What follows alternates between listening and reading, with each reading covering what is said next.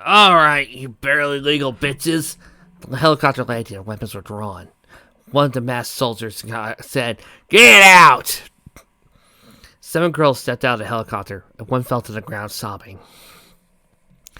There was a click at the gun. "Get up, you little cunt! I'm not gonna ass to ass!" Blue Eyes lit up in terror as Fluttershy tried to hide behind her hair. But it did no good a second later. A steel-toed bullet went straight into Saffron Hair's head, making her scream, "Fluttershy!" Applejack shouted and moved to her friend's side, looking at the woman with the gun. "Tell us where we're going and I will kill you," the blonde threatened. "In case you've forgotten, we're the ones with the guns," another one cooed. Applejack didn't back down. "You're not harming one hair of my friend's head, got that?" "What? You think you're gonna stop me?" the first one said. "Stop? No." Applejack flexed a fist. You could hear the knuckles crack. "Hospitalized? Probably," she seethed. The woman got in the younger one's face. "Listen, I get you think you're tough. I really do. Let's get something straight. I had this thing called carbine. If you don't shut up, I'm gonna fire so many bullets into your cunt that 9 months later, you'll be the mommy of a tank. Got that?" "You're so damn lucky you had that gun, you know that?" Applejack replied, not backing off. "AJ, I'm fine," Fluttershy said, now more for her friend than herself. "And why's that?" the siren asked. "Because if you didn't, when I finish, there won't be enough left of you to breathe out of a straw." "Then let's try it," the siren snarled, only to look at Fluttershy, then suddenly feel the need to back off. "You will do no such thing," the formerly afraid teenage said with a voice that sounded approached almost command authority. I love it when fanfics remember that Fluttershy can actually, be a tough girl. More fics need to do that. Get him out of here," the fire team leader ordered, hoping he didn't hear her throat catch. The blonde was your typical tough punk who thought a couple of boxing moves could equate to a genuine skill, but something borderline terrifying when the chiffon-haired girl looked at her. With a look that said, "I thought so," Fluttershy grabbed her friend and moved, ignoring the cut on her scalp. "Fluttershy, my word, are you okay, dear?" Rarity asked, reaching for her purse for a bandage, only to find she didn't have it. Instead, a shotgun was punk. "You wanna fuck her? Wait till you get your seal, then you can tongue her till she squeals." Rarity humphed. "And you call yourself a lady?" "No, I call myself a girl with a shotgun," was the reply. "And if you open that copper marcher one more time, I'm gonna call you dead." "Please, Raz, not now," Octavia asked. "I don't—" She said nothing further, not wanting to make their horrible situation that much worse. Rarity, however, caught it. "I understand." "Alright, get the fuck going," the one with the shotgun said, punking Twilight's back. "Start walking, or I start shooting." As they walked down the hallways, the girls were ordered to look around. "Where are we?" Pinkie asked morosely. She was already worried sick about Sunset, and now of her possibly being gajillions of miles away from her love, or worse, than Love's corpse.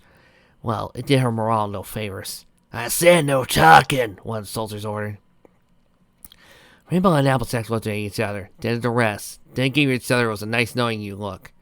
In that moment, both decided to return and attack the others and give the others a chance to escape, even if it meant their lives. Someone had to get away and tell the authorities what was going on. Someone had to make sure that Pinkie, Octavia, or Twilight lived long enough to let Twilight's parents know what happened to Sunset. Someone had to live long enough to find out if Sunset herself had survived. If I go, it'll be harming my parents. I have to save my friends, Applejack thought. Now it's gonna break my family's hearts, but I gotta make sure my friends see tomorrow. Rainbow vowed. Both prepared to move. One guard said to another casually, "Hey, remember the last group of prisoners we had down here? The one or two of them thought they tried to overpower us while the rest got away?" Her fellow soldier replied, "Oh yeah, that was the one where we brutally murdered the others in front of the other two while we slit their throats, right? Good times." Applejack and Rainbow worriedly glanced at each other. They could deal with sacrificing themselves for their friends, but not to get them killed. The group walked down the hallway, towards the stairs and then through them, 3 stories down. And at the start, there was almost no lighting. The air smelled dank and fetid, as they slowly began migrating into the bowels of hell itself. Hope not ever to see heaven, Twilight said, trying to focus on something other than her fear and worry. I've come to lead you to the other shore, into eternal darkness, into fire and ice. Alligator? Pinky voiced. Yes, I still hate you right now, Pinky admitted. But I promised Sunny and Taffy I would look out for you, and I intend to keep that promise. Thanks, Pinky. The girls watched with terror as the sudden dart of red light appeared on Twilight's chest and crept down until it rested behind her eyes. That's the last time I'm gonna tell you to shut the fuck up, cunts. Keep your gas liquor shut or we'll permanently open ya. The septet finally fell silent, save for the guard and looks at one another, until they reached the door. Once he did, the lead siren grabbed Octavia and held a knife to her throat. Now, just so you idiots don't get any ideas, are you getting there? I spilled this slit's blood on the ground. Octavia's eyes were frantically wild as she tried not to panic. Tears, already in her eyes, started to roll down her cheeks and Basiley as he whimpered. Tommy! Twilight screamed, and swiftly reached for her cousin, only to be rifle-butted across the chin. Pick her up and put her across the room. Siren ordered Octavia, letting her go. The raven-haired girl tried picking her Constance's cousin up, but Fluttershy moved to her side. Thanks, Octavia mumbled. We're all friends here, Fluttershy told her. Besides, we're all afraid right now. You know what? I've had enough of this shit, one of the sirens said. She grabbed Rarity by the hair and unceremoniously threw her through the hole. Rarity shrieked, shouting until it advanced in the distance. The girls looked on in horror as Fluttershy was wrenched away from Twilight and Octavia. Grabbed by the shirt and tossed through the hole. There was a rip, and the gun woman dropped a bit of cloth. Her fault for not wearing a bra. She then turned to the others and drew her gun. You have a choice. You go in peacefully, or I can hurt you as you go down. Believe me, I love nothing more. One of the sirens reached down to her Constance Twilight. Well, this bitch doesn't get a choice. She moved to grab Octavia, only to have Octavia wrench her cousin back.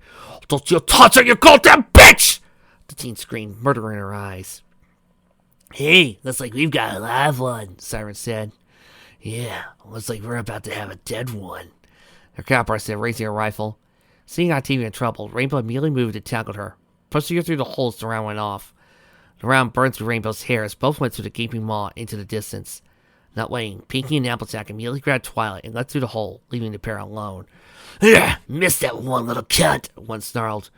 Yeah, they'll be dead soon enough, don't worry. Nero says they shut the door and moved on. Applejack turned and crashed on the ground, making sure to shield Twilight so she wouldn't be worse off. Of course, that didn't help Applejack as she smashed against her head against a rock, drawing blood. Fizzes swam, but she focused on Twilight, and she found she was safe. Thankfully, even with the blonde mad at her earlier, it all melted away compared to what was happening to them. She heard a soft thump and flicker of light. It was Pinky. You okay? She asked worriedly. Yeah, Applejack grunted, trying to get back to her feet.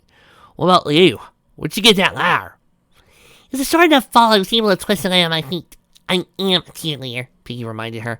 And I always have a lighter in case of lighter emergencies. You know that. Not even gonna lie, Skirky, Applejack said as he picked Twilight up. Where are the other? Ah! She suddenly yelled as she was grabbed. Are you okay? Applejack, you're bleeding! The blonde turned to look at the worried voice of Twilight Velvet, motherly in her concern, looking very much the worse for wear. Mrs. Willie, what are you doing here? Here, let me take her, Celestia said as he approached. So he took the still-out Twilight from her student and looked at her closely in dim light. Applejack, you've been injured. Let Velvet look at that. Piggy looked at her principal. Miss Celestia, where are the other girls? They're over with my sister and the others, the educator explained, looking around the dark tunnel they were in. From what we can tell, this is from the failed Trans-City project. They were trying to build an underground high-speed rail between here and the Colton Chico area. But this happened during the late 90s when Cantor Transit went bankrupt, so they abandoned the project. I remember that, Velvet mused as Pinky passed over her undershirt. Velvet began tearing at the makeshift bandages. They touted as Camelot's answer to the Japanese bullet train, something that neither San Fran or L.A. had. Then it all went under. The matron sighed. Tia, were we ever that young? I wish I could answer that, Celestia told her friend, but we have other concerns now. The group finally arrived at their destination where, to their shock, they could see the chaos. Spike sat quietly, while Octavia spoke to him to keep his attention from the growing horror. Rarity was helping Fluttershy, who had replaced her torn shirt with a blazer supplied by Cadance, to check on Nightlight and Shining Armor's conditions. Luna was sitting in the corner, talking to a woman who had eerily looked like a short-haired version of Celestia. None of the girls said anything, but they all wondered the same thing. Was this secretly Princess Celestia come to aid them in their time of need? Solaire, Lou, how are things? Velvet asked. I told you everything I already know.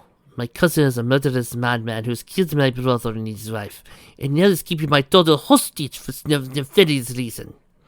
The woman spoke, her voice somewhere between worried out of her wits and a building raised that anyone dared to put her child in danger. Luna hugged her. Soleil, we're here with you. Whatever I can do, you know I will. Solaire smiled. Thanks, Luna. She then looked at Celestia. You don't know how lucky you are to have a sister, especially one as wonderful as her. I only had 2 brothers growing up. Despite everything, Celestia smiled. Yeah, kind of the opposite from me. One older sister, then Luna. So we're close to Fel's older brother, Everblue Sky. As Twilight began to stir, Celestia sat her down so Velvet could take care of her daughter. Are you okay, sweetie? Velvet asked Twilight. Did they do anything to you? No, Twilight moaned. Velvet could see an ugly-looking bruise across Twilight's jaw. Her hands moving gently, she said, Twilight, open your mouth. Katie, pass me that flashlight you have. Katie just went over and flashed the light in her future sister-in-law's mouth, while Velvet looked her over. Looks like nothing's broken or cracked, but you're going to have a bruise for a while, Twilight. How did you get it? She was trying to protect me while they had me at knife point, Octavia sobbed. I was so terrified. Twilight was trying to protect you? Katie said, with a note of pride. That's usually... Then she noticed the missing individual. In a split-second later, that was when all the other adults did as well. It was Velvet that finally asked the question. Twilight, where's your sister? Twilight looked at her mother and started to cry. My fault! She sobbed. My damn fault! Velvet immediately wheeled on the other teens. Girls, where is she? Octavia looked at her with a horror-struck look. Old Velvet, she said softly, unable to voice her cousin's fate. She's okay! Pinky blurted out. You got the best of us and she may ain't okay. She's probably going to the authorities as we speak. A look of relief came over Velvet's face, while the others tried to hide their looks of horror. Pinky! Rarity hissed. You just lied to Sunset's mother! I know. Rarity looked at the destroyed look on her friend's face and immediately regretted the words. Oh, we need help right now. I have to believe she's okay. I have to. Rarity hugged her, realized the sacrifice she just made, and the fact that it was probably tearing her heart apart. I'm so sorry, Pinky. For what I said, forgive me. Pinky laughed. You gotta make it up to me. When we're out of this, I got a long list of things I need to make for me. Intimate, you know. Meanwhile, no! The siren said nothing further as her foot was severed, blood flowing down the channel towards the base of the bottom. This had better be worth it, Divine, Katana told him. I cannot afford you to have you kill my personnel. Certainly, I'm gonna need them to survive. And I already have most of the ones around the world here. The ones out there cannot be compromised. This is the last one. Besides, as I recall, this is one of the ones you tended to like. He told her slightly. I'll admit that, dearest, she told him. Still, we can't face on a single siren. This is what we'll have if you keep killing them, and those lunatics I'd like to get their hands on. We had to give the black team the prototype serum. It's the best way to test it, he explained. Besides, I have other serums as well. He gestured over a table where a captured pigeon sat in its cage, fluttering uneasily. Do you remember when I asked you to have several of your personnel capture pigeons? Yes, and I thought it was stupid. You're telling me you actually have a method to your madness. He plugged the vial with a black liquid in it and pulled out the stopper before pulling the contents on the cage's bird. Poor little bird! The bird began to thrash around, and blood poured from its eyes as it began an unnatural scream. Finally, the skin split open and feathers flew off in a blast of energy, leaving a smoke within. The only thing that could make this worse is if he did this to a little kitten. I'm sorry, Flutters. I didn't mean to be that mean. Jerk. Oh, I feel mad now. Divine opened the cage and withdrew something that was not natural. Still containing the head of a pigeon, its beak was more like that of a raptor's. The eyes a solid blood red. The body looked more of a dragon. and nuzzled Divine before flying to Katana's shoulder and nuzzling her. That is strangely cute. What is this? She asked. It is a basilisk, he told her. Unlike crocodiles with a flightness, a basilisk can take to the air like the bird of prey, and has some other admirable qualities as well. Such as... That moment, there was a knock on the door, and before either could grant permission, young Siren came into the room. Captain! She began. To a shriek of fury, the basilisk launched right towards the surprised Siren, murder in his eyes. Focusing on the girl, its eyes turned gray as stone. A second later, the Siren's eyes also turned the color of stone. Then a second layer, so did the rest of her frozen, shocked look of gray granite. See was done, the basilisk flew back to Katana's shoulder and cawed, singing as she was proud of it. What was that? The Siren Commander demanded.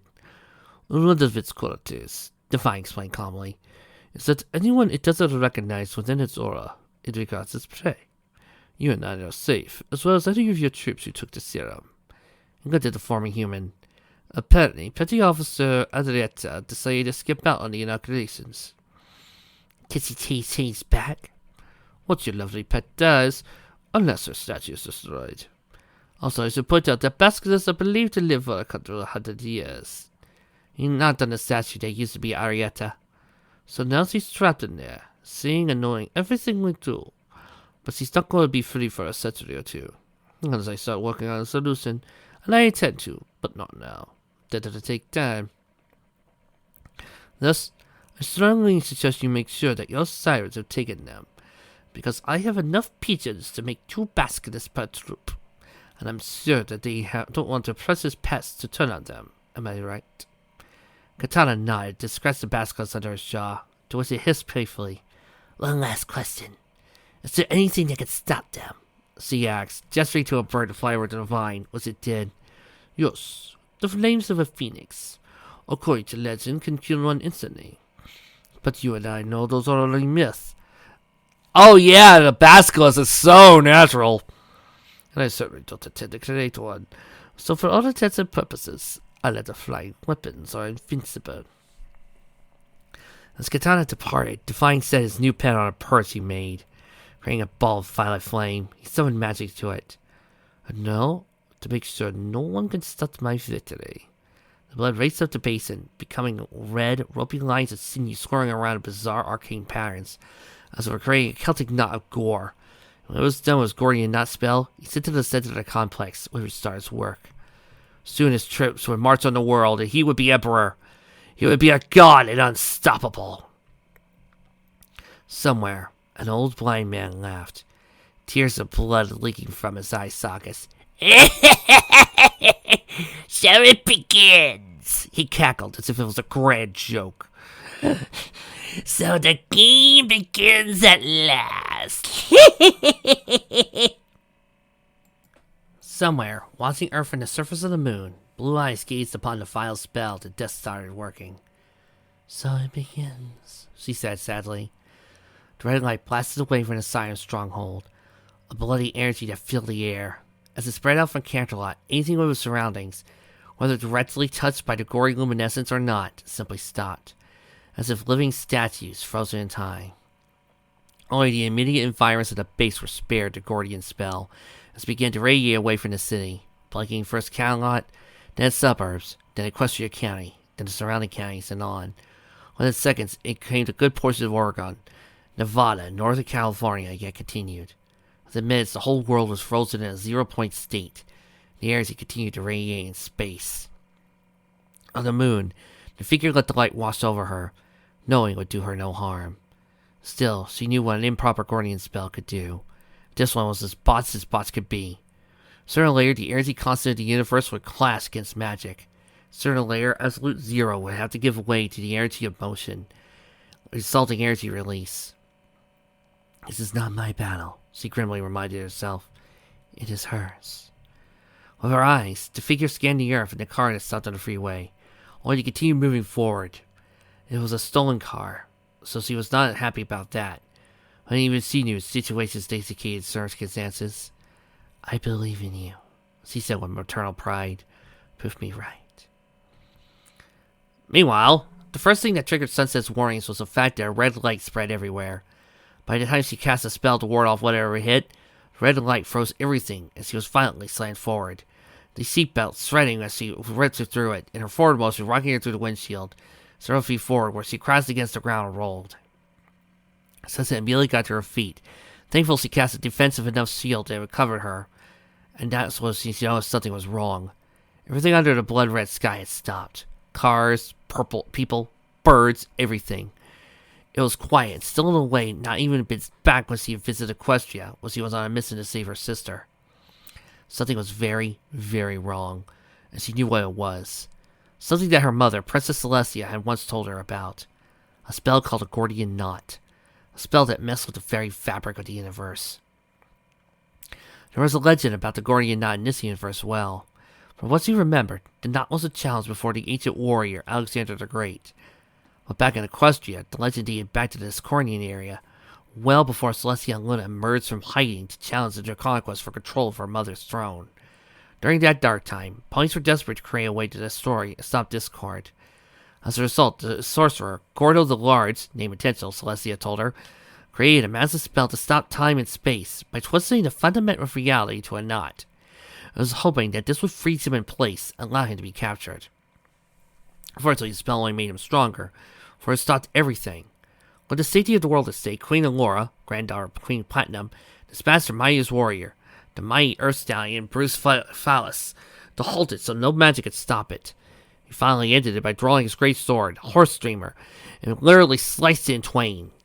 Since then, the Gordian spell was an illegal spell, and all knowledge of it was purged from everywhere save the secure vaults underneath the Canterlot Castle.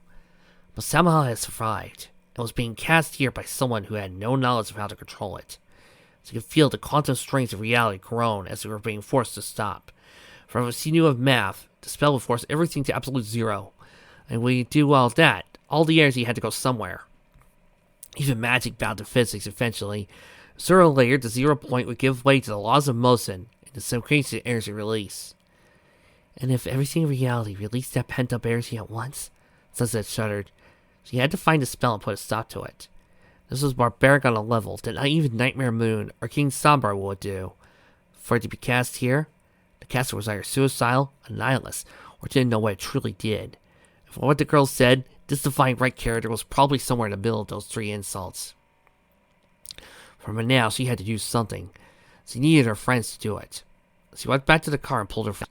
To seal herself, she cast a spell to funnel away the pent-up kinetic energy to release them from the Gordian spell. Sure enough, a blast of energy ripped through Sunset, making her wince each time she released them, threw a ward over them. The dazed triplets, lying on the ground, sat up. "What the fuck?" Arya asked, as she looked at the red reality and everything frozen. "Long story, but we have time." When the trio listened, Sunset explained everything, trying not to laugh as her friends' faces went from stern to confused to amazed, finally horrified as she explained the end result of a Gordian spell. It was Sonata who finally spoke. "Sonny, no offense, but your species is stupid as fuck if they think they can stop all reality. What's next? Bringing back the ocean with chopsticks?" Look, this makes it all the more important we stop this freak, because I guarantee he's already shielded Katana Sirens from this effect, Adagio told her. "We'll need to find a way to restore the Sirens on our side. Can you do that?" "Yes, but this magic's going to take more than I can spare. I'll have to make an artifact in order to ward off the effect, but that will also take time we may not have." She sighed. "I need you to trust me." "You know we do," Adagio told her. "Good, because we need to get to my house soonest. Afterwards, we can break it into E8s and ACMA8s. Think you can help?" "Oh, for a moment I thought you wanted something hard done," Arya choked. Of course, with the whole world literally frozen, anyone could just walk in, and even the best security was rendered inert. "What's the plan?" Adagio asked. "First, get back in the car. Let me cast a spell to ward it. That should get us back to Carolot. Since we're back on the outskirts of Colton, after that, I'm going to get home, single back to my homeworld for some big league help." "How big league are we talking?" "I'll probably use my equal in terms of magic. Where I've got raw power, she's got the finesse to get things done. And I trust her completely." "You sure?" Sunset smiled. "Of course. She's the counterpart of my sister. Her name's Twilight Sparkle. She's Equestria's Alicorn of Magic." Velvet looked at her younger daughter, sitting by herself, away from her friends and even Octavia. It was clear they were giving her space to deal with her separation from Sunset, and the woman thought back to Pinky's assurances that Sunset had escaped and was going to notify the authorities. Questions were odd. Why were the girls attacked all the way down there, unless they had to fit into plans somehow? Then she thought about Solaire's captured daughter, and Rarity, the girl from the circle of friends who carried herself like a sophisticate. She wondered, was Rarity confused for Solaire's daughter, and thus captured, with the other girls being nothing more than collateral damage?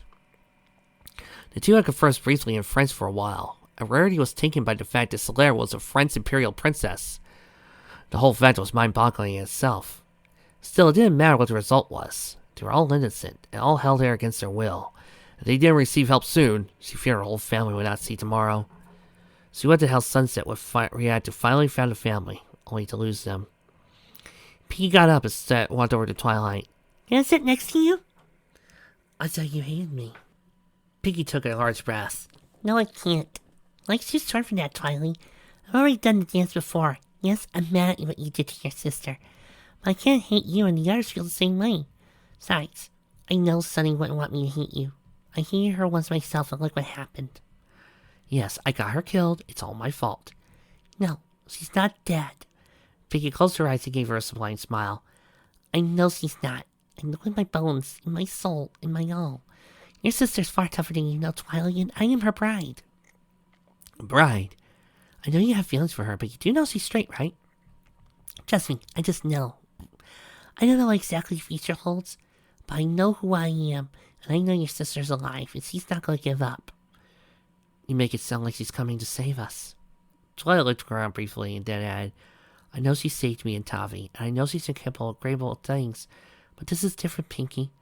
These are killers and they'll tear her apart. No, you won't, Pinky said, the timbre of her voice clear as a bell, firm as stone. I've seen your sister at her worst, in her best. These psychos have brains. They better hope she did what I told your mother she did. Because if not, she's coming. And I worry more about them. Dear Twi, I'm not going to mince words. Need your help and fast. Grab the girls and the elements and head to Sombra's Mirror. I know why I'm risking just by asking for all of you to come. This is a prime emergency. I'm almost tempted to ask you to bring your fellow princesses if I could, and get away with it. In any case, I need you to send someone, pronto. I'll explain when you get here. Be ready for a bear. Sunny. She held the paper over the green flame and advanced into nothingness. There, she sighed. Hopefully she'll get it and read it. So, that thing says messages between dimensions, Arya asked. Realities, Sanaa explained. There are infinite dimensions within realities and... Thank you, Dr. Science, Adagio snarked. I think we do without the explanation. She then turned to look at Sunset. What now? I need you to get to work on building you some artifacts. Because if we get separated more than 10 feet, you'll be outside the nullification spell and subject to the Gordian effect. Anything we can do to help? Sanaa asked. Well, if you have any suggestions, I'm open to them, Sunset said. Something simple. While I can enchant complex items, it'll take longer. Scrunchies, Adagio suddenly announced. Sunny wears her hair in a ponytail, and Ari bunches her up, so it should be perfect. Now, while I don't, I can one around my wrist or something. No belts, Sanaa countered. Hairstyles can accidentally be removed, and we're going to have a bun in our hair over helmets anyway. But a belt would be deliberately removed. Except we don't have our cat pads with us right now, sis, Arya announced. Think of them, Sunset suggested, and all three did. There was a flash of light, and all three suddenly appeared in their battle dress, complete with body armor and basic gear. Sunny, give me your belt first, and then the others, Sunset said. I'm going to do her belt. Then I need you to go to Tavi's room and find the keys to her minivan. We'll use that from this point on, since it doesn't look like you're going to fit into the NSX with all your gear. Sanaa handed her belt, and then Sunset burned cyan runes into it. With soon advances, the belt returned to normal. Okay, this should do it. Sanaa slipped it on and out of reins. Looks like it works. I'll be right back. Sunset continued working on the belts. And once he done, he reached to the closet. Now I need to get dressed. Sunny, don't you think you'll want to be more protected? Adagio asked, reaching for a sidearm, holding out to her. Sunset gave her friend a smile. Trust me, you're about to see a wizard war, and I had to dress appropriately. Don't worry, I'm not going to put on a robe and wizard hat. Sunny, please take the sidearm, Arya added. We want you to be safe. The look at Adagio's face was unconcerned. please. Dazio's face was unconcerned. Please?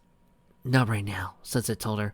When we go get your friends, I'll take it. I'll need a gun belt anyway, right? Yeah, you got a point, the eldest triplet said, holstering a pistol for now. Sana came back with a set of keys. This be them? Yeah, they are. Sunset said, taking the keys. Okay, next stop, ECMA-8. In her locked closet, Simmer cried. She didn't know what was going on. Only that her mother's cousin was a monster. And he meant her harm. Someone help me, she sobbed. Someone save us. In the vault, 3 cages were ripped open. Grunts and explosive lights making his chorus could heard. Her teeth now razors, her tongue long and slitted. Kotaro laughed while mentally expended himself on her himself, their bodies bucking in time. He would then do the same for Kanzone. The 3 would start a new species that would rule this world. Only a matter of time, Queen Kotaro said to herself as she reached climax. Only a matter of time. The 4 stood before Calfante's mirror. The look at her face is a shock. I thought you said she looked like Twilight, Sanaa asked. That was who I was expecting. The former unicorn looked at the unconscious and nude girl laying on the ground, a small green canary laying next to her. What the hell are you doing here, Raz? Sunset asked no one in particular. And according to the author, they have a note to explain what's been going on with the black creatures. Humankind cannot gain anything without first giving something in return. To attain something of equal value must be lost. In those days, we believed that to be the world's one and only truth.